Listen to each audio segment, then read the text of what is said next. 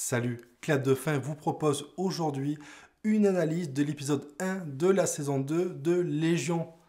Et oui, la folie sera clairement le maître mot de cette saison 2.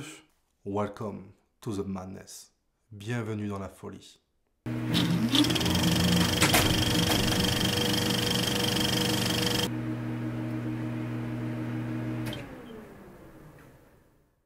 Et bien sûr, comme toujours, n'hésitez pas à vous abonner et à partager la vidéo. C'est très important pour que je puisse être proposé à de nouveaux utilisateurs. Le postulat de départ de cette saison 2 est que tout comme David Heller, nous téléspectateurs, notre temporalité s'est arrêtée à la fin de la saison 1, dans sa dernière scène où justement David se fait capturer par une mystérieuse orbe. Un an s'est écoulé dans la série. Et oui, les ennemis d'hier, et donc la division 3, sont devenus clairement les amis d'aujourd'hui. La preuve en est, David a justement été secouru et ramené au QG par son ancien camarade, donc Ptolemy Wallace de Summerland, et un des antagonistes de la saison 1 appartenant à la division 3, Clark. Et oui, il semblerait que Melanie Bird et Syd Barrett aient convaincu la direction, la division 3, que la menace mutante, bien que plus évoluée que les humains lambda, reste des êtres pacifiques, inoffensifs et veulent simplement vivre en paix, enfin en tout cas pour la plupart.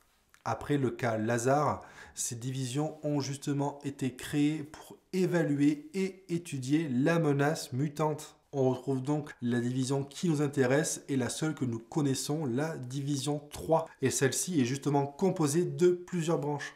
Une branche investigation avec Clark et Ptolemy, une branche recherche avec Carrie Loudermilk, une branche tactique avec Kerry Loudermilk et une dernière branche stratégie. Et oui, depuis l'enlèvement de David, il y a un an de ça, beaucoup de choses et d'éléments ont évolué. Et on découvre tout ça avec David. Summerland et la Division 3 font donc front commun pour affronter leur nouvel ennemi qui est devenu leur priorité numéro 1, le Shadow King, bien sûr, Amal Farouk. Et tout comme la Division 3, le Shadow King souhaite retrouver son corps. Et là où la Division 3 veut simplement le détruire, le Shadow King veut bien sûr récupérer son corps d'origine et ainsi devenir quasiment invincible. Et oui, clairement, le moteur de ce récit de cette saison 2 sera une course contre la montre pour la recherche du corps du Shadow King. Voilà, et maintenant que les bases sont posées, mon ressenti global de ce début de saison est que l'on assiste encore une fois à une heure de trip, de folie pure, entre fantasmes, rêveries, hallucinations et réalité. La folie reste une thématique forte, voire primordiale même. Et voilà, Légion joue clairement avec nous, téléspectateurs. Notre perspective est complètement limitée. On se perd dans les méandres du récit, mais dans toute sa complexité et sa globalité. Mais nous, mais aussi les personnages dans la série. Mais ce qui rend ce récit autant intéressant que déroutant, c'est bien grâce à notre personnage principal. David reste vraiment insaisissable. Il ne rentre vraiment dans aucune case et on ne peut pas le cataloguer de gentil ou de good guy. Parce que voilà, entre autres, son esprit, lui, jouant des tours, ça le rend imprévisible. Comme je le disais, tout comme les personnages, nous n'avons, nous téléspectateurs, aucun repère auquel nous raccrocher. Chaque scène se réinvente, on ne sait jamais à quoi s'attendre. La mise en scène est ambitieuse, elle peut souvent reposer sur des hallucinations, et donc oui, bien sûr, on est très souvent dans la découverte. La série ose, propose, et n'a pas peur d'afficher des convictions extrêmement fortes. La preuve en est, avec en fin d'épisode 1, une battle à 3 improvisée entre David, Lenny et Oliver. Cela peut sembler fantasque de prime abord, je le concède, mais ça colle totalement à la série et ça glisse vraiment tout seul. Dans tous les cas, le seul repère sur lequel nous pourrons compter, le vrai phare dans la nuit, sera la relation d'amour entre David et Syd, qui respire la passion, la solidité, mais aussi l'urgence. On ressort de cette première heure, bien sûr un peu pris au dépourvu, mais vraiment émerveillé et surtout rempli de questionnements et d'énigmes que je vais pouvoir détailler dans une prochaine partie. Je vais finalement coupler les analyses 1 et 2 dans cette même vidéo. Et oui, ayant dû faire face à des imprévus avec ma fille malade ce week-end, j'ai dû aussi enregistrer cette vidéo en 2 fois. Et oui, l'épisode 2 viendra totalement confirmer les suspicions que nous avions eues quant à la scène d'intro de l'épisode 1. Nous avions donc vu Lenny et Oliver se prélassant dans une piscine, se disant prisonniers. Et tout de suite après, nous découvrons un nouveau personnage qui n'est autre que le vrai visage d'Amal Farouk. Cela change donc totalement la vision que nous avions tous de ce récit et de l'intégralité de la saison 1. Lenny, interprété par Aubrey Plaza, n'est donc pas un des nombreux masques que se sert le Shadow King pour interagir ou communiquer avec David ou d'autres personnages. Elle est elle-même et tout comme Oliver, ils sont autonomes et pensent d'eux-mêmes. Ils sont donc seulement soumis à la volonté du Shadow King qui s'en sert à sa guise. L'antagoniste donc de la saison 1, que nous pensions tous être Amal Farouk, le Shadow King, et qui apparaissait à l'écran sous les traits de Lenny durant toute la saison 1, était a priori, la plupart du temps, la vraie personnalité de Lenny. Agissant donc pour le compte du Shadow King Farouk, mais avec une certaine autonomie. Et donc, auprès de David, elle se faisait passer pour le Shadow King. Et justement, je ne sais pas si cette décision, le créateur de la série, Noah Hawley, avait décidé cela avant la saison 1, ou bien s'il s'est orienté dans cette direction entre la saison 1 et la saison 2. Si vous avez des informations, je suis totalement preneur, ça m'intéresse grandement. Mais avant tout, c'est très intéressant et important pour la suite de la série. D'une part, Lenny pourra avoir beaucoup plus de nuances dans son comportement et dans ses interactions avec David. D'autre part, on a pu voir une réelle attirance entre David et elle à la fin de la battle de l'épisode 1, où ils étaient prêts à s'embrasser. Ce n'est donc peut-être pas anodin, la boîte à musique retrouvée par Sid, qui semble vraiment la mettre sur les nerfs. C'était peut-être justement Lenny qui montrait sa frustration et sa jalousie quant à la relation qu'entretient Sid avec David, bien sûr. Quoi qu'il en soit, le Shadow King, Amal Farouk, sort totalement de l'anonymat et se présente devant David sous sa vraie forme et son vrai faciès. Leur conversation est alors imagée par un combat de lutte. C'était hyper bien réussi.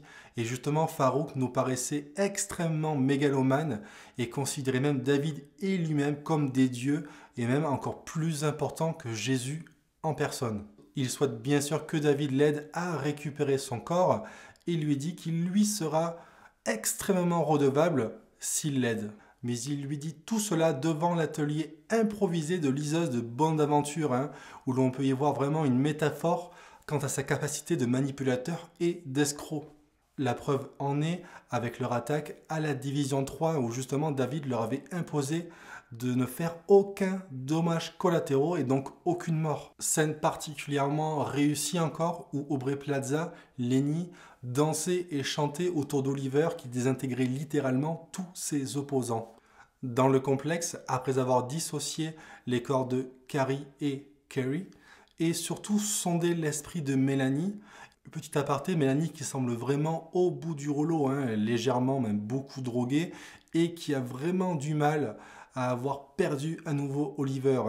Il révèle donc à Mélanie l'intention de retrouver un moine de l'ordre Migo, un moine qui aurait justement caché le corps de Farouk il y a de ça plusieurs décennies. Mélanie sort de sa léthargie et révèle les objectifs du Shadow King à David et Fukuyama, le boss de la division 3, et qui porte une sorte de panier d'osier sur sa tête, bon, pas très pratique pour manger j'imagine, et qui ne s'exprime vraiment qu'à travers ces 3 androïdes féminins à moustache.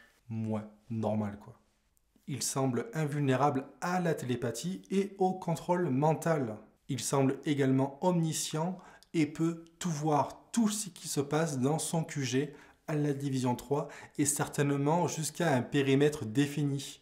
En effet, peu de choses semblent lui échapper, ces androïdes semblent n'être qu'un amas de traitements, de données et d'analyses. C'est pourquoi, logiquement, ils estiment que David cache des informations, collabore avec le Shadow King et qu'il est menti sur tout depuis son retour.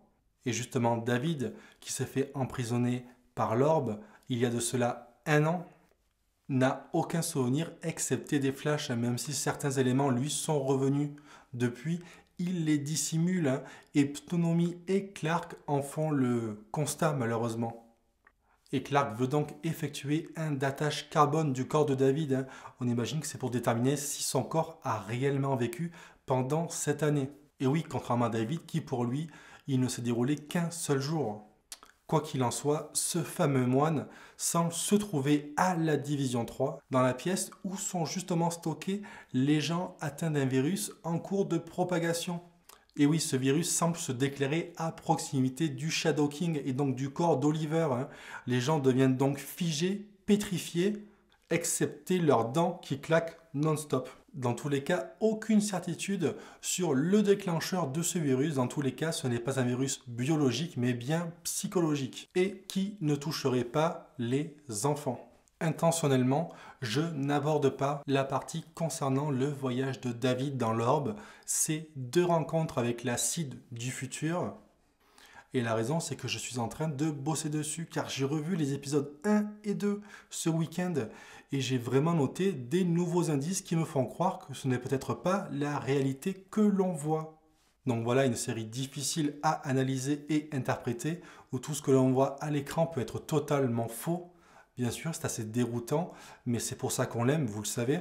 Voilà, j'espère que vous aurez apprécié cette analyse autant que la série me passionne. N'oubliez pas de me soutenir en partageant la vidéo, en vous abonnant, en laissant un petit commentaire et bien sûr en mettant un petit pouce bleu.